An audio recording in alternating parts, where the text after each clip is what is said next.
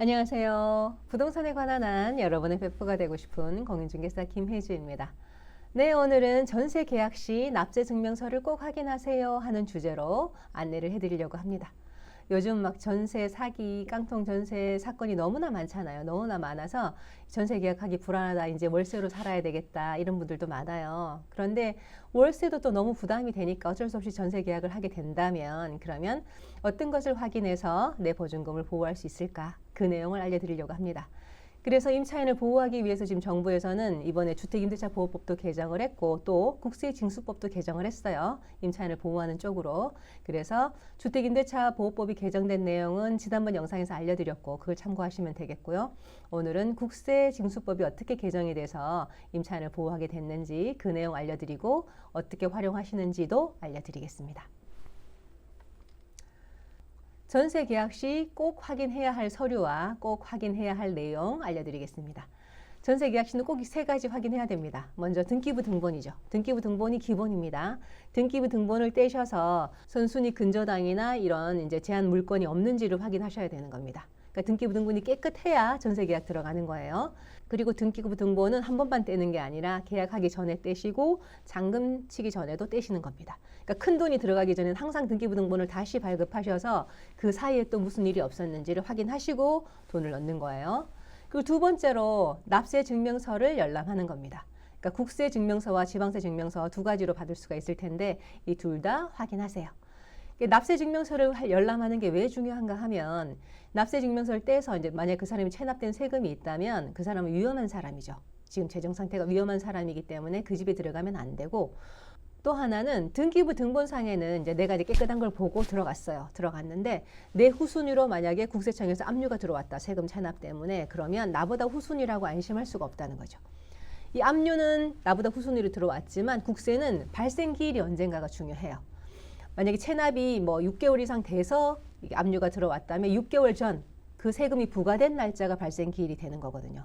그 발생 일자가 나보다 빠르다면 그러면 나는 할 수 없이 국세보다 후순위가 되는 거예요. 그러니까 그런 걸 미리 확인하기 위해서도 납세 증명서를 꼭 떼봐야 됩니다. 그리고 이 납세 증명서도 계약할 때와 잔금 칠 때 두 번 떼보시는 게 좋겠어요. 내가 계약하고 잔금 치는 중간에 또 체납이 있을 수가 있으니까 꼭 두 번 더 확인하신 다음에 돈을 입금하시길 바라고요. 그리고 세 번째로 선순위 보증금 총액을 확인해야 됩니다. 이거는 이제 전입세대 열람원으로 알 수 있고요. 이거는 아파트나 뭐 오피스텔 같은 경우는 아니고 다가구 주택이나 단독주택이라면 그 다른 세대들의 선순위 보증금이 얼마가 있는지를 알아야 그게 이제 대출이나 마찬가지인 거니까 그걸 확인하시고 요 세 가지를 다 확인하셔서 안전하다 싶으신 그런 주택으로 전세 계약을 하시면 되겠습니다. 이번에 이제 국세징수법이 개정되면서 미납국세 열람제도가 개선이 됐는데 어떻게 개선됐는지 보겠습니다. 열람 기간이 늘어났어요. 그전에는 이제 임대인 동의 하에 주택임대차 계약을 하기 전에 이제 열람할 수가 있었거든요. 그런데 주택임대차 계약일부터 임대차 개시일까지 하도록 임대차 개시일이 돼야 내가 이제 주소 전입하고 확정일자를 받을 수 있는 거니까 그 전까지는 열람이 가능하도록 했습니다. 그리고 임대인 동의 여부, 예전에는 동의가 필요했지만 임대차 계약을 한 경우에는 임대인의 동의 없이도 열람이 가능하도록 했습니다. 그러니까 내가 임대차 계약서를 들고 가면 아무 세무서에서나 이제 열람할 수 있게 했죠. 그 열람 기간 예전에는 관할 세무서로 국한했지만 이제 전국 세무서 아무데나 가시면 되고요. 그리고 통지 의무가 신설됐습니다. 이렇게 이제 임대인 동의 없이 임차인이 만약에 이제 열람을 했다면 세무서장은 그 열람 내역을 임대인에게 통지하도록 되어 있습니다. 이게 이제 개인정보니까요. 그리고 이 내용은 2023년 4월 1일 이후 열람을 신청하는 분부터 적용이 됩니다. 그렇다고 해서 4월 1일 되기 전에는 이걸 열람을 못한다는 건 아니에요. 이 내용이 이제 이미 홍보가 되고 있으니까 임대인에게 납세 증명서를 떼서 보여주세요라고 요구를 하세요. 요구를 하시면 임대인들도 이제는 당연히 보여줘야 되는구나 생각하고 아마 떼올 겁니다. 그리고 입장을 바꿔놓고 생각해보면 이 큰돈 전세금을 주는데 얼마나 불안하시겠어요. 그러니까 임대인 되시는 분들도 그걸 불편하게 생각하지 말고 기분 좋게 서로 배려하면서 이 계약서를 작성하시는 게 좋겠죠.